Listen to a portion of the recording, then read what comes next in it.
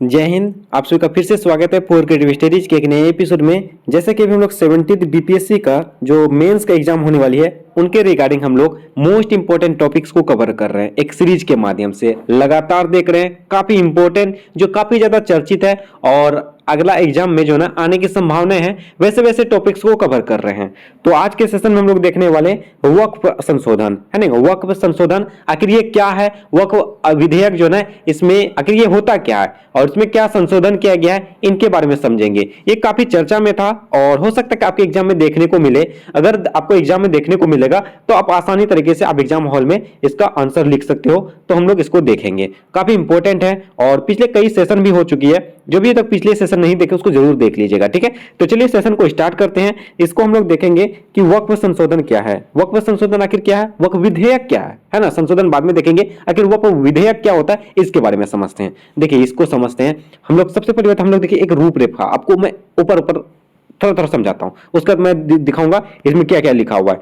सबसे पहली बात देखिए, वक्फ वक्फ जो है ना एक विधेयक पारित किया गया। ये 1995 में आया था। 1995 में जो आया था ना, ये लोकसभा के द्वारा एक विधेयक पारित किया गया, ठीक है। और इसको प्रस्तुत भी किया, पारित भी किया गया, सब कुछ लागू हुआ 1995 में लागू हुआ, ठीक है। और ये वक्फ जो है ना अरबी भाषा का एक शब्द है। क्या है? अरबी भाषा का एक शब्द है और इसका शाब्दिक अर्थ यही होता है, इसको हम लोग जो किसी प्रकार का बांध के रखना या रोकना हो जाएगा, यह समर्पण करना होता है। क्या कहता है? इसको बांधना, रोकना, समर्पण करना होता है। और ये वक्फ जो है ना, वक्फ एक प्रकार का जो है ना दान होता है, वो भी एक धार्मिक का। किसका धर्म का? इस्लामिक धर्म का। इस्लामिक धर्म का क्या होता है? एक प्रकार का दान होता है। ये दान जो है किसी भी प्रकार का दान हो सकता है, चाहे अच्छे तौर पर या बुरे तरीके से, चल हो या अचल तरीके से इसमें दान दिया जा सकता है। दान देने के बाद जो है उसमें जितनी संपत्तियां आएंगी उन संपत्तियों को भी जो है ना अच्छे कार्यों में लगाया जाएगा, जैसे शैक्षणिक कार्यों में, सेवा में, आर्थिक क्षेत्र में जो गरीब है ना, इस प्रकार के क्षेत्रों में इसको लगाया जाएगा। इसके बाद इसमें जो वर्तमान समय में भारत में कितनी संपत्तियां अर्जित की गई है ना, और जब इसको शुरुआत की गई थी उसमें क्या हुआ था, इनके बारे में समझेंगे। और इसमें जो इसकी एक प्रकार का कोई इसमें बोर्ड भी है क्या, है ना, कोई संस्था के द्वारा इसको चालू किया जाता है ना। ये सब चीजों को देखेंगे, इसका लक्ष्य क्या है, क्या उद्देश्य है, और 2024 में क्या संशोधन किया गया, क्या बदलाव किया गया, इसके बारे में भी समझने हैं, है ना। तो शुरुआत में मैंने एक थोड़ी सी झलक बताया, अब हम लोग इसको डिटेल से पढ़ेंगे एक एक करके। तो चलिए सेशन को स्टार्ट करते हैं, है ना। तो इसमें हम लोग देखेंगे ये आखिर चर्चा में क्यों है। सबसे पहली बात, चर्चा में क्यों है? हाँ देखिए, 8 अगस्त 2024 को केंद्र सरकार ने वक्फ अधिनियम 1995 में संशोधन के लिए लोकसभा में एक विधेयक प्रस्तुत किया, है ना। इसे संसद की संयुक्त संसदीय समिति जेपीसी को प्रेषित कर दिया गया, है ना। ये 1995 में इसको संशोधित किया गया था लोकसभा में एक विधेयक के तौर पर, और इसको प्रेषित भी किया गया, मतलब अर्जित भी किया गया संसदीय समिति के द्वारा, ठीक है। ये चालू हो गया, लागू हो गया, सब कुछ हो गया, संपूर्ण तरीके से हो गया, ठीक है। चलिए, इसी वजह से ये चर्चा में था। 2024 में इसमें बदलाव किया, मतलब संशोधन का मतलब होता है कुछ ना कुछ इसमें बदलाव, चेंज, या कुछ ना कुछ होता है तो उसी को हम लोग संशोधन कहते हैं, ठीक है। जिस प्रकार आप लोग जानते हैं 42वां संविधान संशोधन, 46वां संविधान संशोधन, 44वां संविधान संशोधन, है ना। ये सब चीजें उसी प्रकार का, ये भी एक प्रकार का संशोधन है, इसमें संशोधन किया था, है ना। तो इसी वजह से ये चर्चा में है। तो यहां तक की उम्मीद, यहां तक आप समझ चुके होंगे। और आपको पता होगा, आपके अगर क्वेश्चन पूछे, क्वेश्चन में अगर आप देखोगे ना, किसी भी प्रकार का सवाल है, सवाल का अगर वो परिभाषा वाला हो तो आप स्टार्टिंग परिभाषा से करें भाई, कोई भी सवाल हो तो इसमें भी आप परिभाषा के तौर पर लिख सकते हैं। जैसे कहा जाता है वक्फ के बारे में, वक्फ जो ना एक प्रकार का अरबी भाषा है, जैसे मैंने आपको शुरुआत में बताया था। इसका शब्द होता है कि अरबी भाषा का जो वक्फा से लिया गया है, और इसका शाब्दिक अर्थ क्या होता है, या तो बांधना होता है, या तो आपको रोकना होता है, या समर्पण करना होता है, ठीक है। चलिए आगे क्या है, आगे है इस्लामिक धर्म में, इस्लामिक मान्यता में धर्म के आधार पर दान दी गई चल हो या अचल संपत्ति वक्फ कहलाती है। मतलब क्या होता है, किसी भी प्रकार का, मतलब इस्लाम धर्म में एक जो है ना, एक मतलब एक नियम है। चलिए ठीक है, सिंपल तरीके से समझिए। इस्लाम धर्म में एक प्रकार का नियम है ना। उसमें क्या होता है, एक प्रकार का, है ना, उसमें क्या होता है, एक प्रकार का दान दिया जाता है ना। जैसे कि हो चल प्रकार का हो या अचल तरीके से, मतलब किसी भी तरीके से उसमें दान दिया जाता है, वो दान देना ही, दान मिलना ही जो है ना क्या है, दान की गई संपत्तियां जो है वही वक्फ कहलाती है। क्या कहलाती है? वक्फ कहलाती है। जैसे मैं 1 रुपया मैंने इसको दे दिया, किस लो, इस्लामिक धार्मिक जो है एक पोर्टल जारी किया गया है ना, उसके बारे में चर्चा करेंगे, उनको हम लोग दे दिए। ये जो संपत्ति मिला, ये 1 रुपया जो मिला, यही वक्फ कहलाती है। क्या कहलाती है? वक्फ कहलाती है। ठीक है, चलिए, यही दान वक्फ कहलाती है। दान देने वाले व्यक्ति को क्या कहते हैं? दान देने वाले व्यक्ति को वकीफा या वकीफ कहा जाता है ना। जैसे हम लोग कहते हैं ना, भाई तू तो बहुत दानवीर है, तो बहुत दान करते हो, है ना। दानवीर को ही इसमें क्या कहा जाता है? वकीफा या वकीफ। ठीक है, इसको ध्यान रखेंगे। हालांकि संपत्ति दान करने की यह शर्त है कि चल या अचल संपत्ति से होने वाली आय को इस्लाम धर्म की खिदमत यानी कि सेवा में ही व्यय किया जाएगा, है ना। जैसे आप मान के चलो 50,000 रुपया जमा हुआ, अब 50,000 रुपया क्या करोगे भाई? तो दान ले लिया, दान लेने के बाद अब क्या करोगे? अपना घर चलाओगे, है ना। नहीं भाई, इसमें जो 50,000 रुपया मिलेगा ना, वो क्या होगा? वो सेवा के क्षेत्र में जाएगा। वो किनको सेवा में? जो इस्लाम धर्म के हैं, है ना, या आपको मान के चलो जो गरीब हैं या जिनको जरूरत है, या इस्लामिक धर्म के तौर पर, या कोई भी प्रकार का जैसे मस्जिद हो गया, है ना, या किसी भी प्रकार के धार्मिक स्थल बनाने में हो गया, जो शैक्षिक क्षेत्र है, शैक्षिक संस्थान में है, उनको ये सेवाएं दे सकते हैं, है ना। ये सब आप आगे यहाँ लिखा है, गरीब और जरूरतमंदों को, उसके मस्जिद या अन्य धार्मिक संस्थाओं पर शिक्षा की व्यवस्था को करना और अन्य धार्मिक कार्यों के लिए दान देने की संबंधी कार्य किए जाते हैं। तो इसका यही कार्य है, इसमें जो पैसा मिलेंगे वो सारे इस तरह के कार्यों में जाएंगे, है ना। चलिए आगे बढ़ते हैं। आगे क्या है? भारत में वक्फ संपत्ति, भारत में वक्फ संपत्ति, ये जो ना वक्फ, हम लोग तो अब तक समझ चुके हैं वक्फ आखिर होता क्या है। जो दान में मिले जो संपत्तियां हैं वही वक्फ कहलाती है। तो भारत में ये चालू है, ठीक है, ये तो चालू है, तब ना भाई संशोधन किया जा रहा है। तो ये अब तक कितना कमाया भाई? कमाया तो नहीं बोल सकते, ऐसा शब्द यूज नहीं करना चाहिए। तो इसमें आप लोग कितना संपत्तियां जमा हुई, अर्जित हुई, इसको समझते हैं, है ना। कितना अर्जित हुई? कुल संपत्तियां देखेंगे तो हम लोग स्वतंत्रता के पश्चात वक्फ की पूरी देश में लगभग 52,000 संपत्तियां थी, जो वर्ष 2009 में ये बढ़कर 3 लाख हो चुकी है। मतलब जब ये स्वतंत्र हो रहा था अपना प्यारा देश भारत 1947 के पश्चात जो है ना, ये उस समय की बात कहा जा रहा था, लगभग 52,000 संपत्तियां अर्जित की गई थी। और अभी हम लोग अंतिम आंकड़ा के अनुसार देखें, 2009 में जो आंकड़ा आया था उसमें हम लोग को दिखाया जा रहा है डाटा 4 लाख, लगभग 3 लाख और 4 लाख एकड़ क्षेत्रों के तौर पर इसको हम लोग अभी इसकी संपत्तियां अर्जित की गई है ना। ये हो गया हमारी डाटा। ये डाटा भी ऐड करना है भाई, ऐसा नहीं कि इसको छोड़ देना है, इसको भी ऐड कीजिएगा आप आंसर राइटिंग में, ठीक है। और उसके बाद नेक्स्ट में है संपत्ति, संपत्ति में वृद्धि। ये संपत्ति में वृद्धि है। वर्तमान में वक्फ की 8 लाख एकड़ भूमि में फैली लगभग 8,72,292 में 292 से ज्यादा पंजीकृत अचल संपत्तियां हैं, जबकि कुल चल संपत्तियों की संख्या 16,713 है।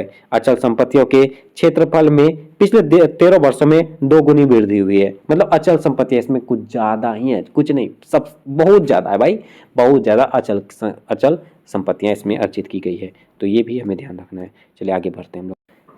अगला पॉइंट देखिए, अगला पॉइंट में क्या कहा गया है? देखिए, कोई भी प्रकार का, किसी भी प्रकार का, आप मान के चलो आप पैसे दे रहे हो, दान दे रहे हो, मान के चलो मैं आपसे मांग रहा हूँ, भाई मुझे पैसे की जरूरत है, मुझे दे दो यार। कोई तो रीजन होना चाहिए ना यार, रीजन ही होगा तो मान के चलो तो कोई प्रकार का संस्थान तो होगा ना।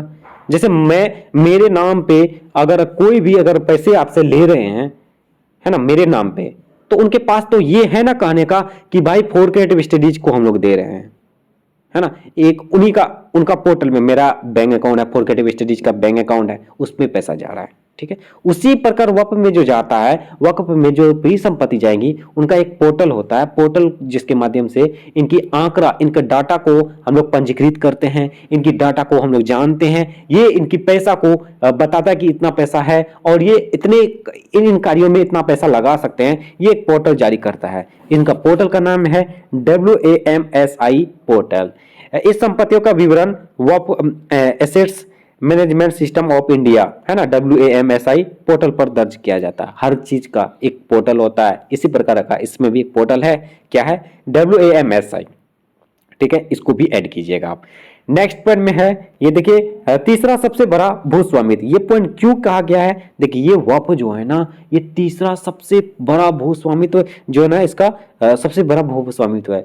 क्यों? क्योंकि ये सबसे पहला जो नहीं है सशस्त्र बल यानी कि सेना के क्षेत्र, उसके बाद रेलवे का क्षेत्र जो है ना, ये पहला में है और दूसरा में है, तीसरा में वही क्षेत्र है। वक्फ जो है ना, वह तीसरी स्थान पे है। तो इस प्रकार भारत का तीसरा सबसे बड़ा भूस्वामित्व हो गया वक्फ। ठीक है, वक्फ है अर्थात सर्वाधिक भूमि के मामले में वक्फ बोर्ड के तीसरे स्थान पर। ठीक है, ये भी हमें समझ चुके हैं।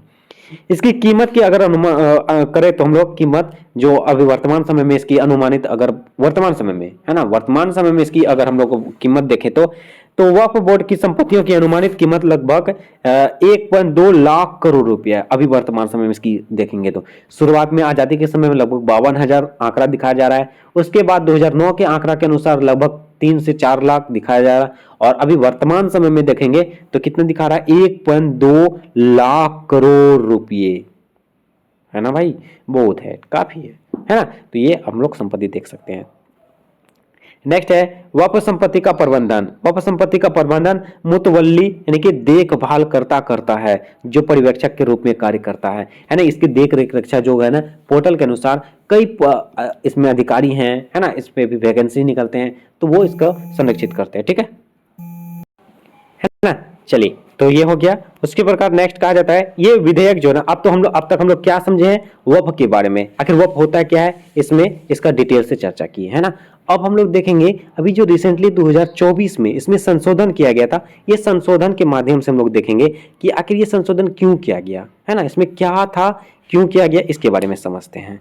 ये देखिए इसमें क्या कहा गया, इसकी पृष्ठभूमि समझते हैं। वक्फ अधिनियम 1995 में कैबिनेट द्वारा 40 संशोधनों की स्वीकृति के पश्चात केंद्र सरकार ने 8 अगस्त 2024 को वक्फ यानी कि संशोधन विधेयक लोकसभा में पारित किया। ये तो हम लोग देख चुके, तब से यही पढ़ रहे हैं, है ना। 8 अगस्त को चालू किया गया, लोकसभा में पारित किया गया था ना। चलिए आगे ये है, इसका मुख्य उद्देश्य क्या है। मुख्य उद्देश्य है, इनको लाने का एक उद्देश्य यही है कि वक्फ संपत्तियों के प्रशासन एवं प्रबंधन की दक्षता को बढ़ाना, है ना। इसकी जो संपत्तियां के प्रशासन है, इसका प्रबंधन है, इनकी दक्षता को काफी ज्यादा आगे बढ़ाना, इसको जो ना इसको बढ़ाना है। ठीक है, और इसका मोस्ट इंपोर्टेंट टॉपिक है, मोस्ट इंपोर्टेंट पॉइंट आपका आ जाएगा प्रमुख लक्ष्य। ठीक है, प्रमुख लक्ष्य के बारे में समझते हैं एक एक करके। देखिए वक्फ संपत्तियों के प्रबंधन का आधुनिकीकरण करना।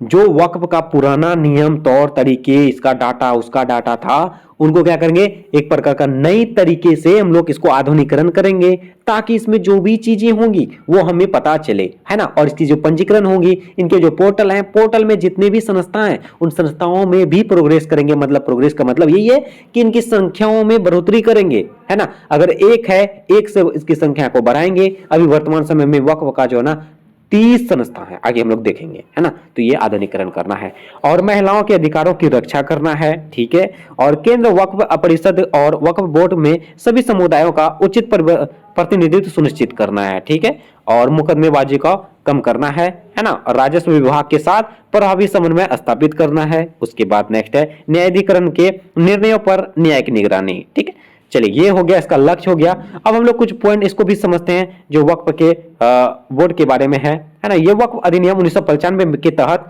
वक्फ संपत्तियों के प्रबंधन के लिए प्रत्येक राज्य में एक वक्फ बोर्ड के गठन का प्रावधान किया गया है। ठीक है, प्रत्येक राज्य में, भारत में 28 राज्य हैं, है ना, और केंद्र शासित प्रदेश हैं।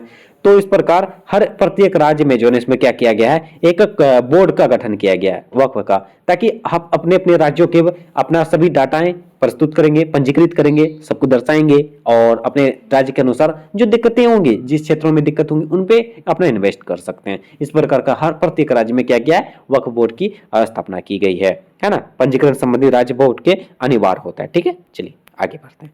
आगे क्या कहा गया है, केंद्र ने सभी वक्फ बोर्ड्स के साथ तालमेल के लिए केंद्र वक्फ परिषद का गठन किया गया है। मतलब कि लगभग हर स्टेट में, हर राज्य में अगर इसका बोर्ड का गठन किया गया है, तो सभी बोर्डों का एक दूसरे के साथ मतलब कि तालमेल के लिए, मतलब वार्तालाप करने के लिए, जुड़े रहने के लिए एक केंद्र वक्फ परिषद का भी गठन किया गया है। मतलब एक होता है ना कि बहुत सारे ब्रांच हैं, ब्रांचों के एक हेडक्वार्टर होते हैं, है ना।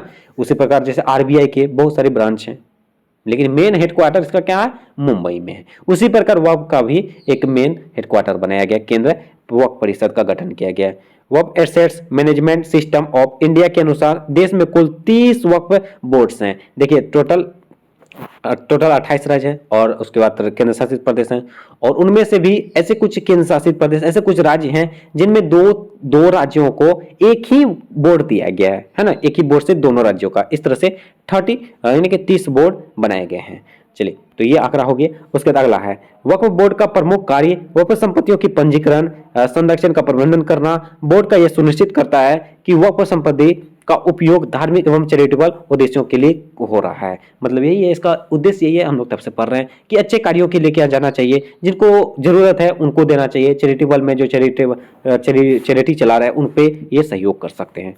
नेक्स्ट पॉइंट में है आपका, नेक्स्ट पॉइंट और अंतिम पॉइंट में यही है कि वक्फ बोर्ड के पास वक्फ संपत्तियों का निरीक्षण करने और उन पर नियंत्रण रखने का अधिकार होता है। यह वक्फ बोर्ड परिषदों की संपत्तियों के प्रबंधन यानी कि मुतवल्ली की नियुक्ति और उनके कार्यों की समीक्षा भी करता है। मतलब ये जो है ना वक्फ का बोर्ड का यही कार्य है कि इसमें जितने भी रुपए आएंगे, दान आएंगे, संपत्तियां आएंगी, उनको पंजीकृत करना है। मतलब ये भी बताना है कि कहाँ से कितना आया है, और इसके जो है ना डाटा को भी ये भी पता करना है कि ये कितने खर्च हुए हैं, किन क्षेत्रों में कितना कितना खर्च हुआ है। इन तमाम चीज़ों को इनका मुख्य उद्देश्य यही, मुख्य कार्य यही है कि इनको डाटा को आपको बताना है। ठीक है, इस प्रकार हम लोग देखें वक्फ का जो ना ये संशोधन किया गया था, ये वक्फ को होता क्या है, इसके बारे में इसका पोर्टल क्या है, हर चीज हम लोग एक एक करके देख चुके हैं। इसमें जो डाटा ऐड करना था, इसमें क्या चीजें हैं, क्या लक्ष्य हैं, क्या उद्देश्य हैं, और नया नया जो अभी नया क्या इसमें ऐड किया गया है, कितने वक्फ के बोर्ड है, इन तमाम बिंदुओं को, तमाम चीज़ों को अच्छे तरीके से इसका टिप्पणी कर चुके हैं। और इस तरह से आज का सेशन वक्फ का अधिनियम जो था, विधेयक अधिनियम जो था, उनको कंप्लीट किए हैं।